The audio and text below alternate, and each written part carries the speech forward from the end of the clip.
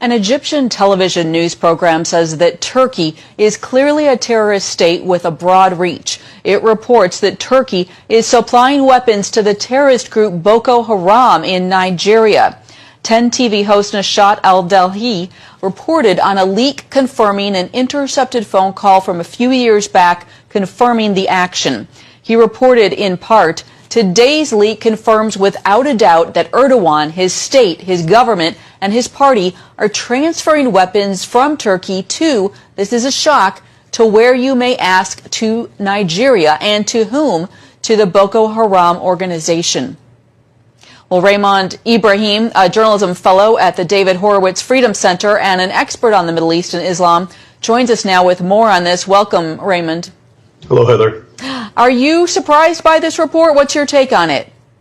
No, I'm not surprised. And my take on it is that the actual tape that was made that you referenced and you quoted was made apparently in 2014 or 15. And it was reported widely in certain areas in the U.S. and in the West, not so much, and not much came out of it. And the reason, I think, is because Erdogan wasn't so, didn't have his fingers so much in Islamist politics outside of his own nation. But now that we've seen, Abu Bakr al-Baghdadi, the ISIS Islamic State Caliph who was killed recently, and he was found just 3 miles from the Turkish border, which is in fact one of the last, or if not the last bastion of jihadi so-called freedom fighters of attacking the Syrian government. It's brought it up again, the fact that everyone is saying, well, look, he's supporting ISIS. So now we're remembering, and that was, I think, the point of the Egyptian show. We're bringing back to see that there's some continuity here. It's not just right next door to Syria, to Turkey, meaning Syria. He's involved with some of the absolute worst Islamic terror groups. Remember, Boko Haram, which its name loosely means Western education is forbidden, haram.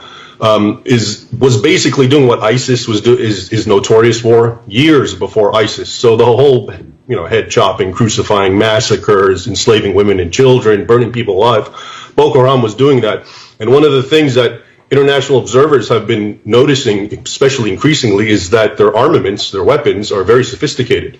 And it's even spilled into the Fulani tribesmen in Nigeria and in other parts in Africa. For example, I'm sure you know Burkina Faso, also in Western Africa, attacks on Christians have become horrific. Just in the last few months, there have been so many killed, and always in the context of checking out if they're wearing crosses, if they can say the Islamic creed or not, and then being butchered and so forth.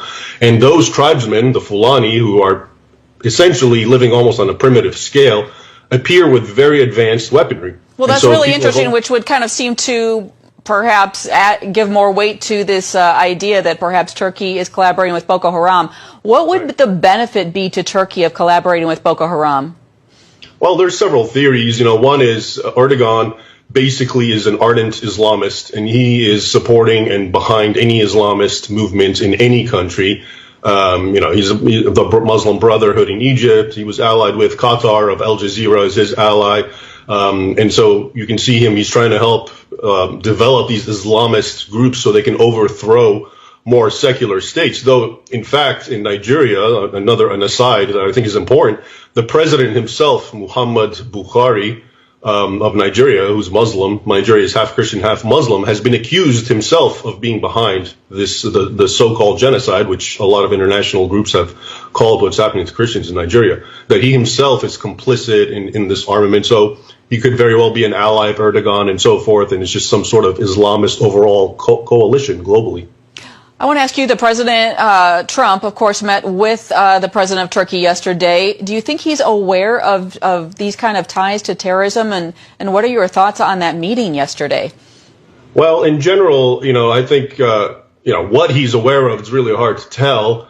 But I think the meeting in general, Trump and presidents won't necessarily bring up all these things, obviously. So when he met, for example, in Saudi Arabia with the king and so forth, he doesn't really mention human rights abuses and so forth for whatever strategic, tactical reasons. So it's really hard to predict, but I think he needs to be aware because Erdogan's really He's got his fingerprints everywhere now. It's not just Syria, which is very obvious, but now there's older evidence of him involved in Nigeria and also in Turkey itself, the Christian population, the minority there. And remember, Turkey was originally entirely Christian. It was Anatolia.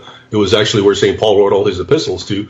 They're really being treated badly and discriminated against, and a lot of hate preaching in Turkey is increasingly against Christians and Jews.